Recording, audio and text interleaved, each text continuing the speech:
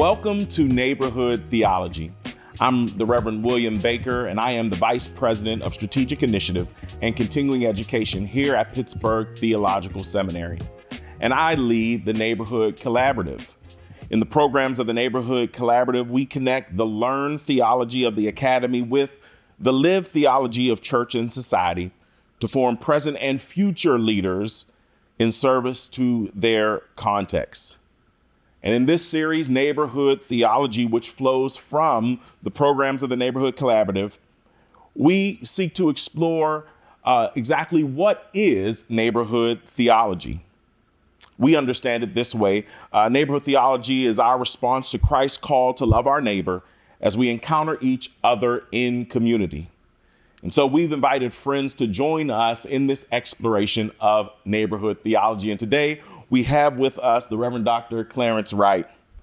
Dr. Wright is the PTS Fred Rogers Fellow in Theology and Ministry.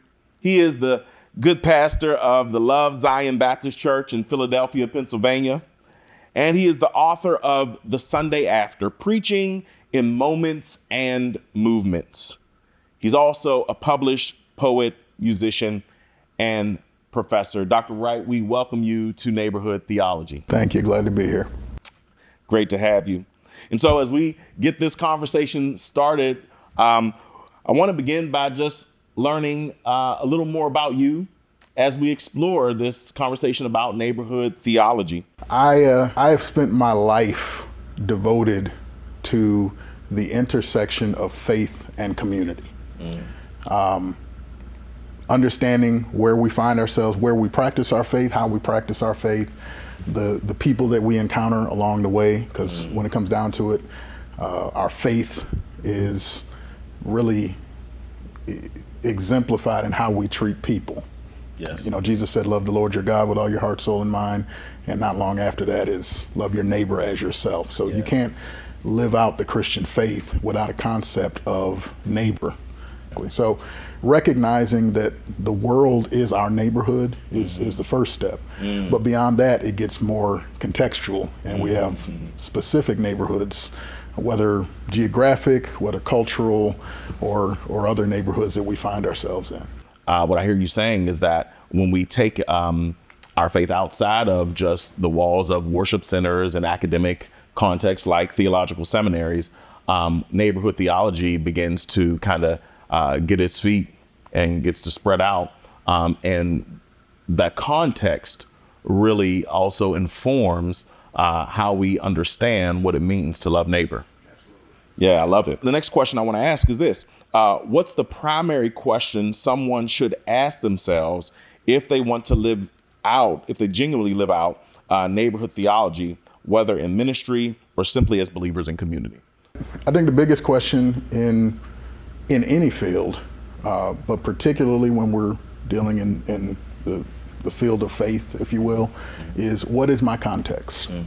What is my context? It's the number one question for our own lived experiences. It's the number one question when we're doing ministry. It's the number one question when we're exegeting a biblical text. And in every situation, context matters.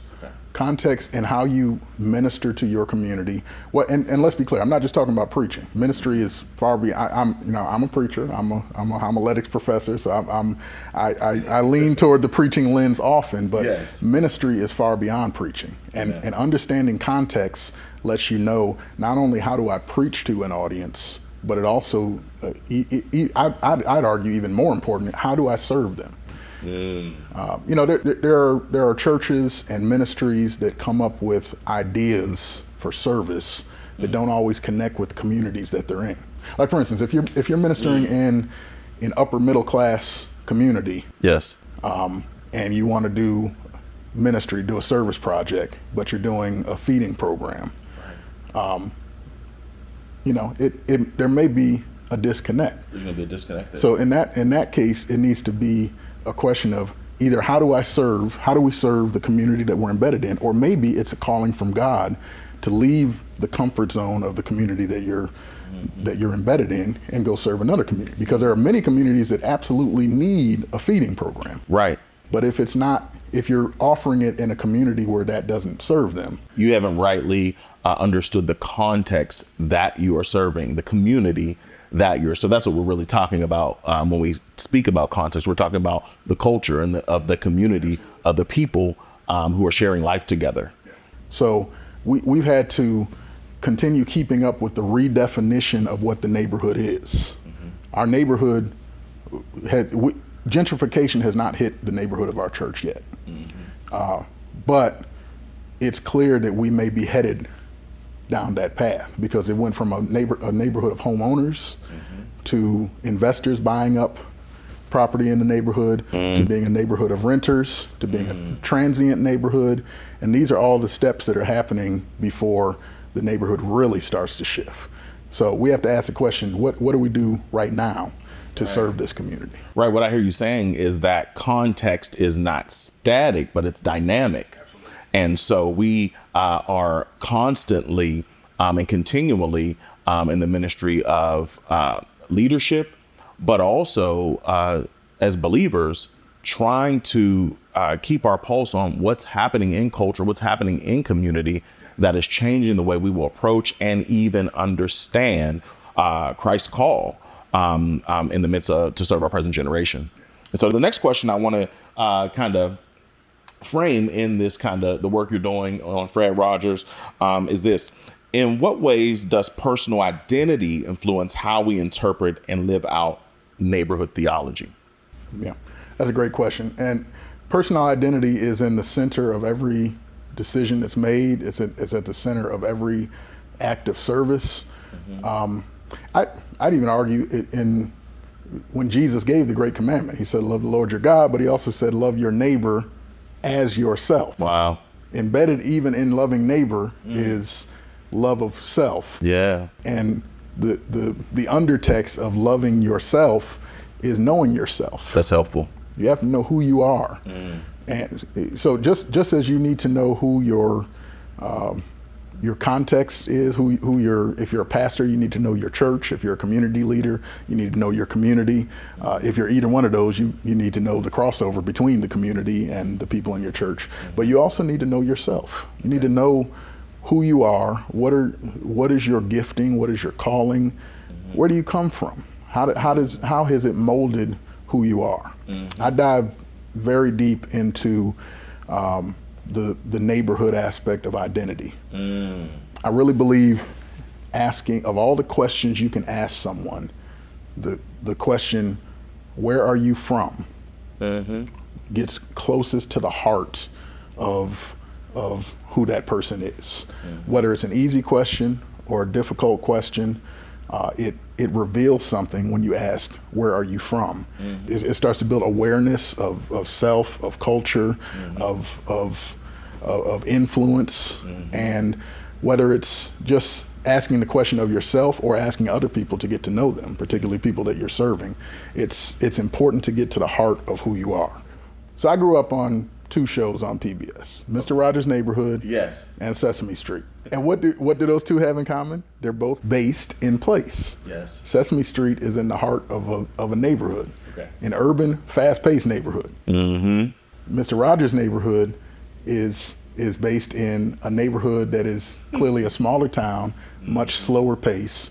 So even in those shows that came on, I remember back to back on PBS back in the day, you got this contrast of a fast-paced city neighborhood, because Sesame Street was everything fast-paced. You know, to count 1, 2, 3, 4. Mr. Rogers intentionally spoke slow and was very intentional about his relationships with the people in the neighborhood. So even in our fictional neighborhoods, there are contextual clues of the differences in places that we're from. What is outstanding about Mr. Rogers' Neighborhood is that he intentionally curated a neighborhood that was based on diversity. It was based on highlighting different personalities from different backgrounds. He was very intentional about the people who he chose to play roles, whether it's a black police officer or an Asian woman pilot or a black woman mayor Yes. in the 1970s. Wow. So he was very intentional about creating a neighborhood that centered on the people. Okay.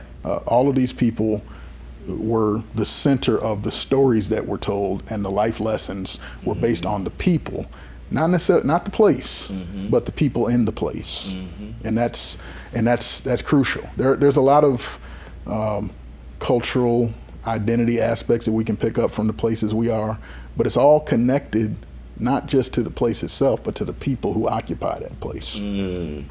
That's amazing. So the question I want to ask is, as we kind of consider where we're from, how that shapes personal identity in the work of loving our neighbor and neighborhood theology, and as we seek to understand our context so that we are ministering and loving our neighbor appropriately, what role does imagination play in envisioning Christ's call to love our neighbor in the present context we're serving? How can we engage our imaginations to do the work of neighborhood theology? Yeah, it's a crucial work, because the imagination is what gives you a world that could be. Walter Brueggemann talks about the prophetic imagination, where you can imagine a world that is more in line with God's will. Yeah, I know.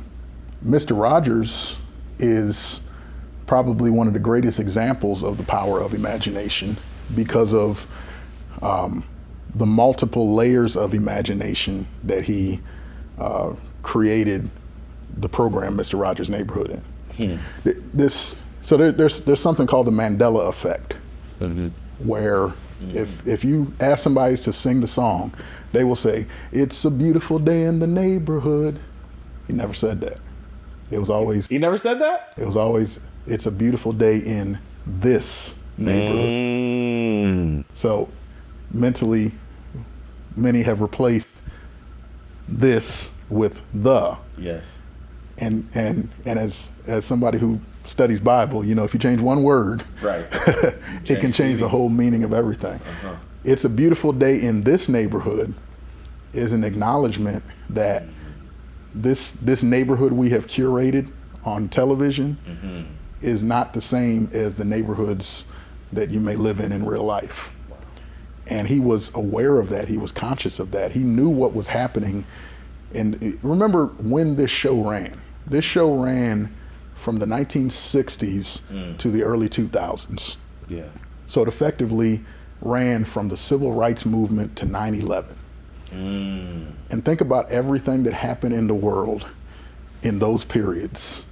He was keenly aware of them, that they were happening right outside of the WQED studio where they were filming it. He knew what was happening in the world, but he intentionally curated, through imagination, a better world. Okay.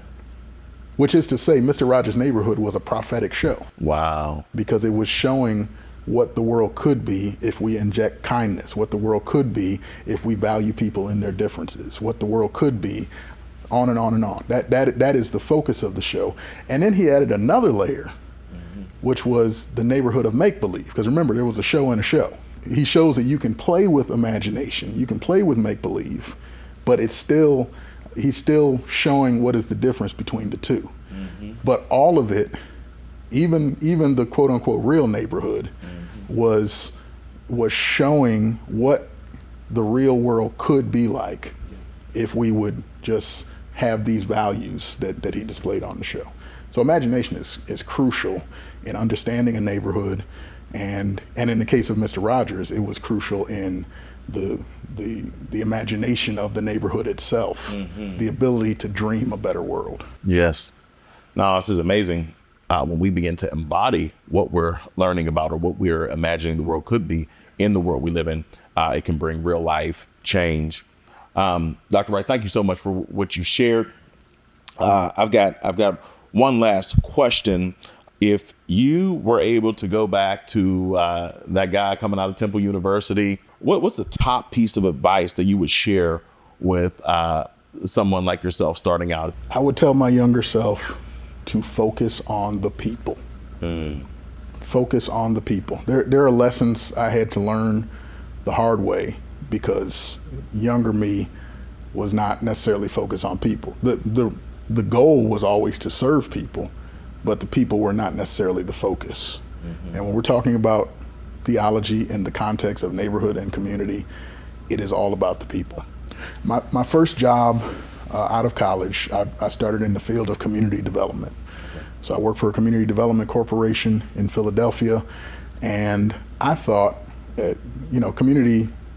Philadelphia, this is before gentrification really got hold. So Philadelphia in the early 2000s, when I was getting out of college, was a severely blighted city. It was a poor city. It's still, described as the largest poor city in America by many, but it was a visibly poor city with dilapidated buildings and potholes in the street and boarded up, abandoned places. And I thought, getting in the field of community development, if we can just fix the buildings up, if we can just, do some facade improvement programs and repave the street, put some new sidewalks and plant some trees, everything will be much better. And we did all that. And we made the community that I worked in pretty. We brought events and things like that, and recruited new businesses. But at the core of all of it, there was still a people issue. And until you serve the people, you're not going to make the impact that you need to make. So the next stop on my career train was not in community development, where I was working with billionaire developers thinking they were serving the community, but really they were building buildings. I went from there to managing a homeless service organization, Chosen 300, where I'm still the chair of the board today. Wow. In serving meals to the homeless and providing opportunities for job training, for record expungement, things like that could actually help the people. That was the preparation I needed to really be effective in ministry, because it was clear there. It wasn't. I don't care how many houses you build, if you don't address the people, it's not going to address the issue of homelessness, the issue of poverty, and so many of the other issues that we face. So I would tell my younger self and anyone else who is interested in doing work that is truly based in neighborhood, remember, neighborhood is not just a geographic designation. Neighborhood is not just a physical place. Neighborhoods are made up of people. So if we're ministering to the neighborhood, if we're wrestling with neighborhood theology, it has to start with the people. And I'll also say that Jesus demonstrated this. Jesus demonstrated this in dealing with the Samaritans, in dealing with those who were suffering from leprosy. It was not about the geography, it was about the people who needed to be served. So neighborhood theology at its core, it sounds like it's just wrestling with the different parts of a community and all that goes into that. But at the core of all of that is people. So if we're gonna be effective in ministry, it has to start with people. Dr. Wright, thank you. And thank you for joining us here on Neighborhood Theology here at Pittsburgh Theological Seminary. The different program leaders of the Neighborhood Collaborative will be with you in the next installments of this series to help you explore what does it mean to serve the people in your neighborhood and from your neighborhood theology. Thank you, and we'll see you next time.